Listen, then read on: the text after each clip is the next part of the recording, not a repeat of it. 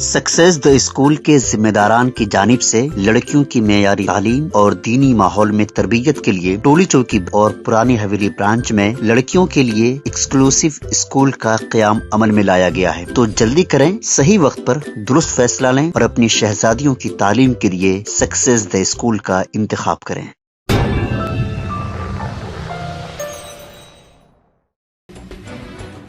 چندران گٹا police نے آئندہ منعقد پارلیمانی انتخابات کے خصوص میں فلیگ مارچ کے دوران مرفع بجانے والے گروپ کی خدمات حاصل کی۔ فلیگ مارچ کے دوران یمنی موسیقی بجائی گئی۔ آنے والے پارلیمانی انتخابات کے خصوص میں چندران گٹا پولیس نے فلیگ مارچ منظم کیا۔ اس فلیگ مارچ کی خاص بات یہ رہی کہ مقامی پولیس اور سینٹرل آرمڈ پولیس فورسز پر مشتمل دستے کی قیادت کرنے کے لیے مرفع بجانے والے گروپ کی خدمات حاصل کی گئی تھی، جنہوں نے یمنی دھن بجائی۔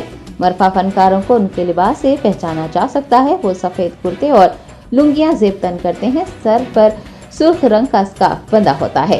مرفع یمن کا ایک فن ہے جو کہ نظام کے دور میں شہر حیدرآباد پہنچا۔ اس فن کو شہر میں کون لایا، اس پر بحث جاری ہے۔ کچھ کہتے ہیں کہ اس کا صحرا افریقی تیروں سدیوں کو جاتا ہے، جبکہ دوسروں کا خیال ہے کہ یمنی آباء و اجداد نے حیدرآباد میں مرفے کو مقبول کیا۔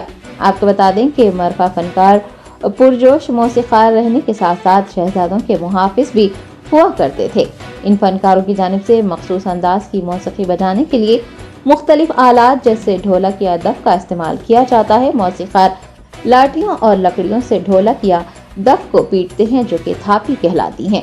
روایتی آلات جو کہ بکرے کی کھال سے تیار کیے جاتے ہیں، ان کی جگہ اب فائبر استعمال کیا جا رہا ہے تاکہ خرچ کم ہو اور مرفع بجانے میں آسانی ہو۔ مرفع کے یہ فنکار اکثر 3 سے 6 گھنٹے تک اپنے گلے میں بھاری ڈھولک اٹھائے رقص کرتے ہیں۔ ایک مرفع بینڈ میں عام طور پر 8، 12، 16 یا پھر 20 اراکین ہوتے ہیں۔ بعض اوقات کچھ اراکین رقص کرتے ہیں جبکہ ان کے ساتھی ڈھولک یا دف بجاتے ہیں۔ خنجر ڈانس رقص کی سب سے مقبول قسم ہے اور اس کی بہت زیادہ مانگ ہے۔ خنجر ڈانس میں ایک فنکار خنجر ہوا میں لہراتے ہوئے رقص کرتا ہے اور اب اصلی خنجر کی جگہ پلاسٹک اور لکڑی کا استعمال کیا جا رہا ہے۔